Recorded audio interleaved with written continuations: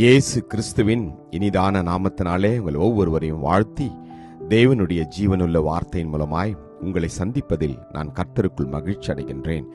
ஏசாயா 26:3. உம்மை உறுதியாய் பற்றி கொண்ட மனதுடையவன் உம்மையே நம்பியிருக்கிறபடியால் நீர் அவனை பூரண சமாதானத்துடன் காத்துக்கொள்வீர். ஆமேன். கர்த்தருடைய நாமம் மகிமைப்படுவதாக.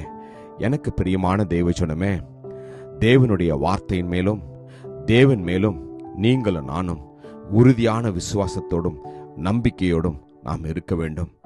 ஆம், சூழ்நிலைகள் எப்பேற்பட்டதாக இருந்தாலும் கூட நீங்களும் நானும் தேவன் மேல் வைத்திருக்கிற நம்பிக்கையையும் விசுவாசத்தையும் விட்டு விலகக்கூடாது. அப்படி நாம் இருக்கின்ற போது கர்த்தர் என்ன சொல்கிறார்? உங்களுக்கு தன்னுடைய பூரண சமாதானத்தை அவர் கொடுக்கிறாராம். ஆம், அது எப்படி? உலகம் கொடுக்கிற சமாதானம் அல்ல, மனிதர்கள் பேசுகிற சமாதான வார்த்தைகள் அல்ல. ஆனால் தேவனுடைய சமாதானம் உலகத்தார் கொடுக்கிற சமாதானத்தை காட்டிலும் எப்பொழுதும் நித்தியமானது, நிரந்தரமானது. அவர் கொடுக்கிற சமாதானம் உங்களுக்கும் எனக்கும் அது தெய்வீக சமாதானமாய் இருக்கும். ஆம், அவர் இந்த நாளிலே அந்த சமாதானத்தை உங்களுக்கு கொடுக்க விரும்புகின்றார். என்னுடைய சமாதானத்தை நான் உங்களுக்கு கொடுக்கிறேன் என்று. அவரே சமாதான பிரபு, அவரே சமாதான காரணர். உலகத்துல சமாதானத்தை தேடி ஓடி திரிகிற ஒவ்வொரு தனி நபர்களுக்கும் தன்னுடைய சமாதானத்தை கொடுக்கும்படியாய் இயேசு கிறிஸ்து இந்த உலகத்திற்கு வந்தார்.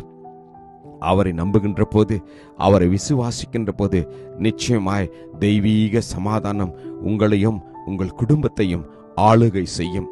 எல்லா விதத்திலும் நாம் உறுதியாக இருக்க வேண்டும். தேவனை நோக்கி கூப்பிடுகின்ற போது ஜெபத்தில் நாம் உறுதியாய் தரித்திருக்க வேண்டும். தேவன் மேல் வைத்திருக்கிற விசுவாசத்துல உறுதியாக இருக்க வேண்டும்.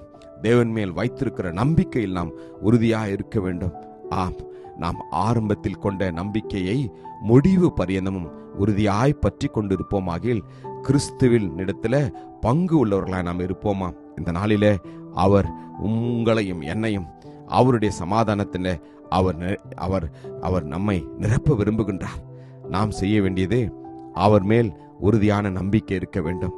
நாம் எல்லா சூழ்நிலையிலும் அவரை நம்பி அவருடைய சித்தத்தை செய்கின்ற போது கர்த்தர் நமக்கு அவருடைய சமாதானத்தை அருளுவார். நம்பி விசுவாசிப்போமா?